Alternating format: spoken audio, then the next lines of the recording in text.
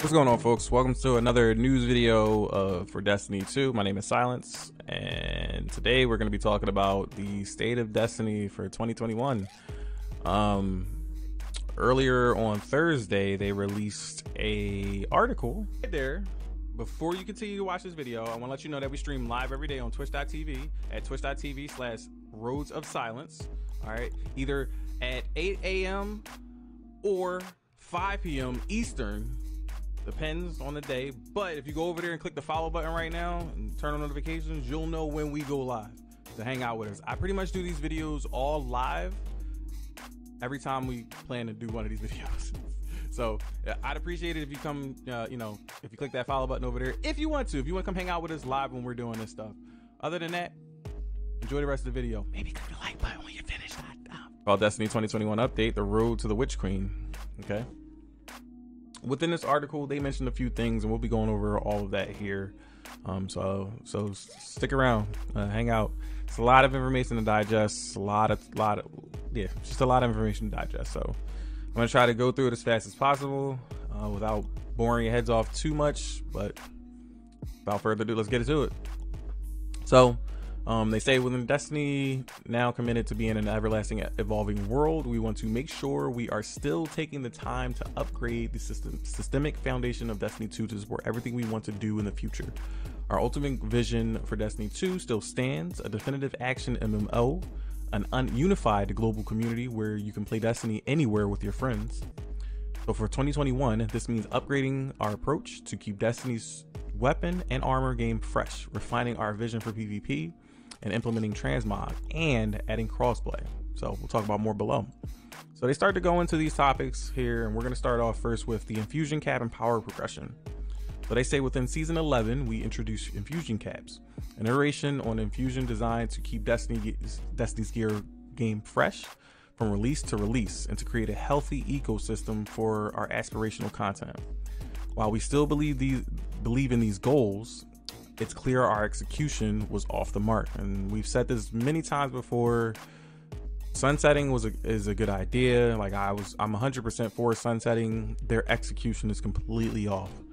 All right, but they're admitting to that. So infusion caps have helped us meaningfully shift the meta and beyond light and create a rewards ecosystem that was manageable to balance and monitor. But the system has also made our rewards feel like they have an expiration date, and have frequently made playing our legacy content feel shallow.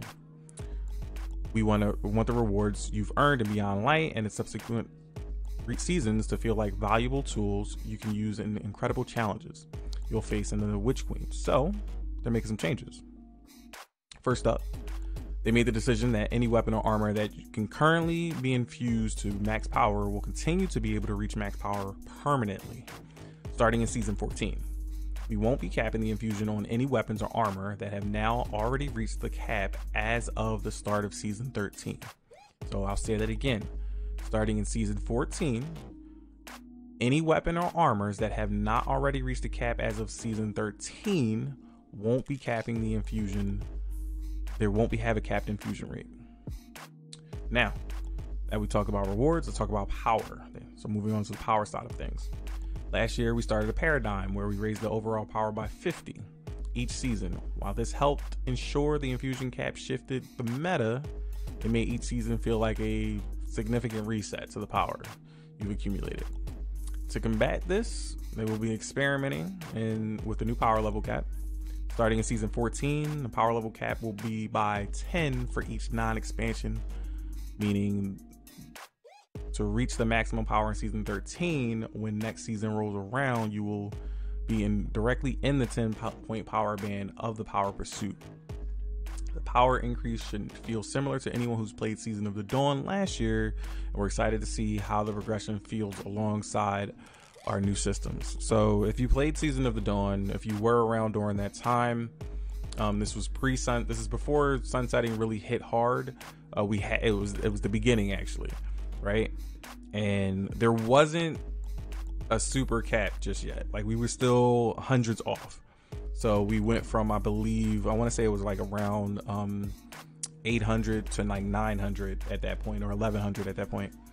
And it was the first time that we're achieving thousands at that point, as well as going from 100 power value to a smaller value, which was 50 for the subsequent sequence after that. So now they're moving it down to 10, making it even smaller for the seasons in between the big expansions. So probably going back to what it was like in Destiny 1, where, you know, we had the big expansions and our power level wouldn't change, or would change only just by a little bit if there was something small in between the big expansions for every year. So we'll see how that goes, and hopefully that doesn't make the power guy feel even more like a drag, which it doesn't so much now, and they're slowly getting the hang of it. But I hope they get some grips on this soon. They say we believe this change will make it easier to pick up and enjoy Destiny each season, while still allowing us to have a deep RPG power pursuit when they launch. So we'll see when they launch the Whispering. So we'll see. Moving over to PvP. Here's what they have to say. They say when it comes to balance updates, these can be divided into 3 major buckets. So we're just going to jump right into it. So first, in Season 15, they will be addressing 3 peaking in trials and competitive in these modes. Emotes will be disabled, and players will be unable to pull out any third-person weapons that doesn't have ammo. The third-person experience are a part of what makes Destiny gameplay feel so good, but it was clear it was in our most competitive arenas that these mechanics were being used in ways they did not intend. This is tricky to solve, and in Destiny's complicated sandbox, they think they've got a good starting point. So by removing it completely, which I think is a good idea. I mean, it seemed like it was very simple at the beginning, and a lot of people's feedback was just remove the ability to use swords and just remove the ability to do emotes inside the activities, which they are now stating that they can do this. So there should be no reason as to why they can't do anything like this in the future, or be delayed about doing something like this in the future. The more and more changes that they make like this, the more and more that they are telling us that yes, we've had the ability to do this for so long and we just never did. Why? Don't know. And I kind of want an explanation about that, as to why these decisions took so long for them to make. All right, getting back to it though. Second thing that they're going to change up in PvP over the next several seasons, they will be making changes to stasis and the light subclasses in order to achieve a healthier balance of subclasses in the Crucible. Across season 13 and 14, they will be adjusting stasis in the Crucible in order to bring its overall effectiveness in line with the other light classes. All right, so the following this stasis tuning in season 15, they will also be focusing on light subclasses and release of a set of targeted buffs to our most underutilized specialations. The goal of these is to change and keep stasis feeling great in PvE, and to bring it in representation in PvP more in the line of our light-based subclasses, meaning more balance, less use of abilities, and easier to fight. They did list a few changes, but we're not going to really talk about that. Obviously, we know all 3 classes, and a lot of the changes just revolve around damage reduction and reducing the slow timing and projectile speeds of things. All right. Finally, they mention to continue to adjust the weapon archetype performance and the introduction of new perks that shift the meta in the Crucible.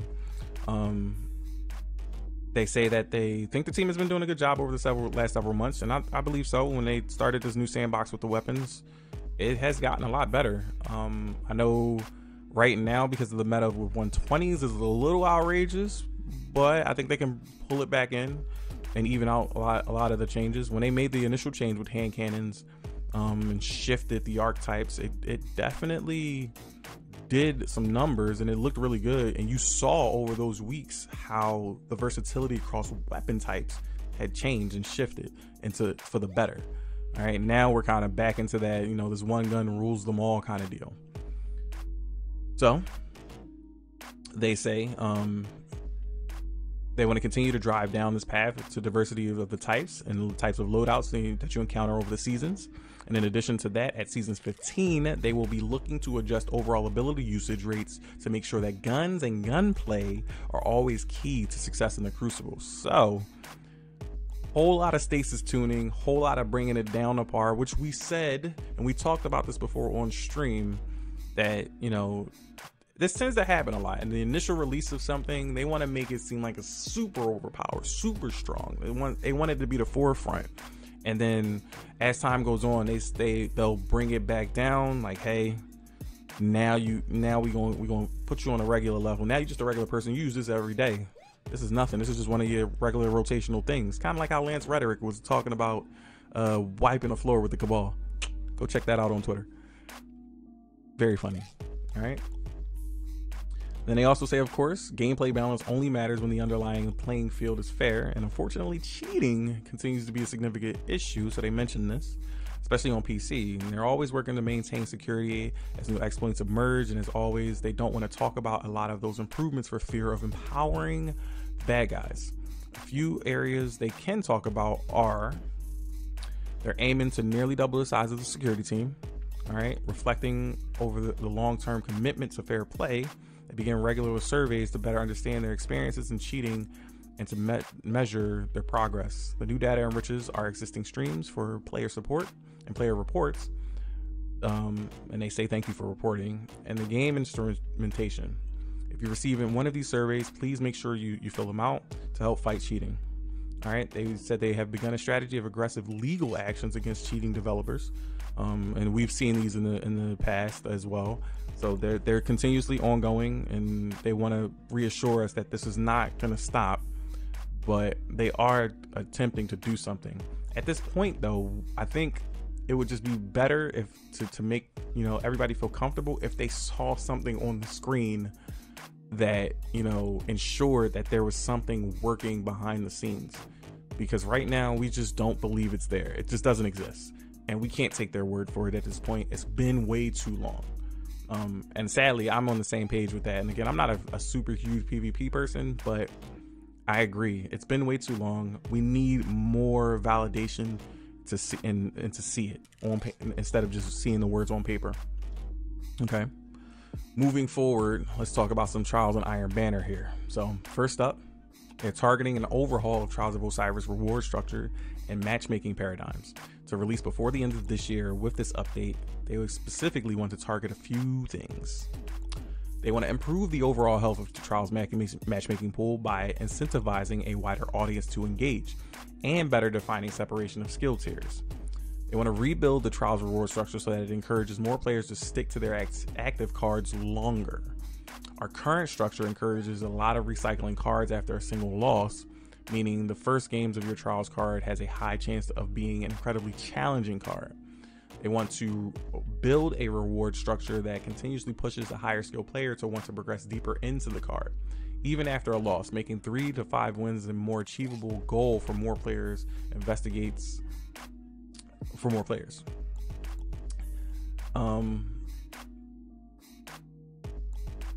They've investigated the opportunities for solo players to participate in Trials regularly. They believe that not only making the matchmaking pools healthier, but will also encourage more players to see Trials is all about hopefully forming a social connection with other PvP guardians. Now, they also mentioned that after Trials they are targeting a similar scope refresh to like what they did with Iron Banner, which is if you've been playing the game recently, you noticed at the beginning of the year Iron Banner they instilled freelance to Iron Banner, just like how they did survival a couple of seasons ago, where they instilled a new survival freelance, which was a single player queue into the activity, which was a good idea. I tried it out myself, and it revitalized PvP for me. And my experience with PvP has become a lot more positive. It has also encouraged me to play more of the normal playlist itself, and not be afraid to improve or even just try it out. So I think that would be a really good idea, and I would love to see a freelance Trials playlist show up somewhere, so that we don't have to go searching for carries or recovs and things of that nature. Although I know everybody's opinions on those vary. I think it would help in mitigate some of the things that I know a lot of people have concerns about with those particular topics. Moving forward, let's talk about the Vault of Glass. All right, so in season 14, next season, Vault of Glass is returning. The team will have a lot more to say, about it before launch, but there are a few things that they want to clarify, just like they did before, that they are bringing back an old piece of content. They're going to update it so that it meets the requirements of Destiny 2's difficulty standards for raids and things like that, but do not expect too much. They are just updating it. They're not going to make any significant changes to it, and it's just going to be able to fit into the vernacular of Destiny 2. They also say, get ready to go into the depths of Venus. So we might see the return of a planet here. I can't wait. I was just talking about that the other day as well, that, are they going to bring back an entire planet, or are they just going to have a portal somewhere? Like, what's the deal going to be with that? If they bring back a planet next season, I'm going to be on a whole different level there. But it should be exciting. Alongside of that, obviously, we got the world's first raid. Contest mode will be in the first 24 hours.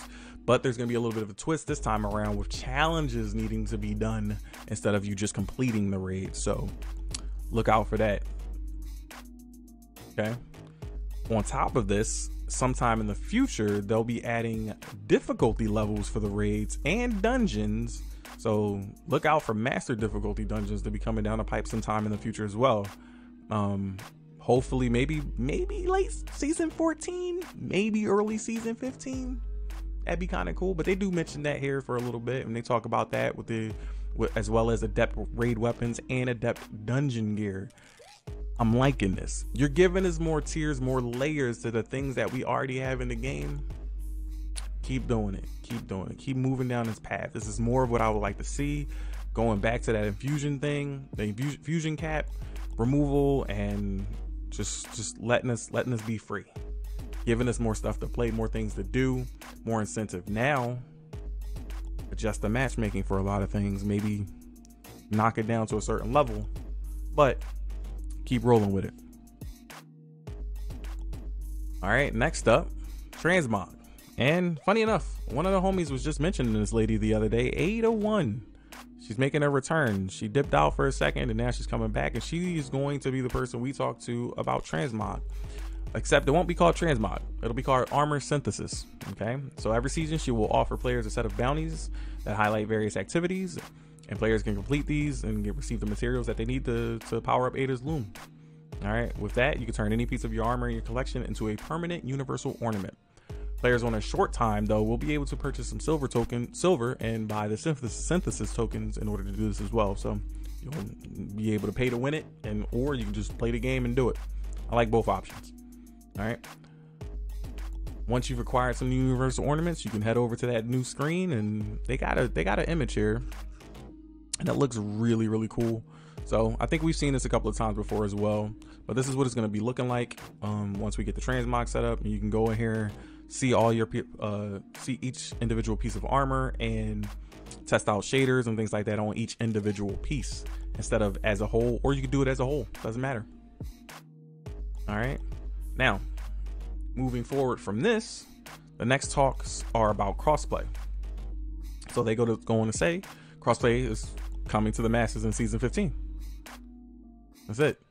They'll be doing some internal rollouts and some alpha tests in season 14, so prepare for that next season for a widespread launch later in the fall. But with crossplay, you'll be able to play with all your friends no matter what platform you call home. And don't worry, we won't be matchmaking consoles and PC players naturally. Obviously, a PC player has to invite a console player into their party and queue up with them like that. They also go on to talk about, how Ikora has just not been used, and she will play a more pivotal role later on in the future when the Witch Queen expansion is released. At that point, stasis subclass weapons and armor will be introduced, and we'll get some new stuff. So I can't wait to see it. This is another thing I was just talking about. Like, when is that going to come down the line? When will we see these things? Because we're gonna go almost an entire year now with stasis and not have actual armor sets that have a stasis type, or weapons with stasis types. So except for one, we have one. What about the rest? What will they do? How will this affect gameplay? I can't wait. Will we see new perks roll out with it as well?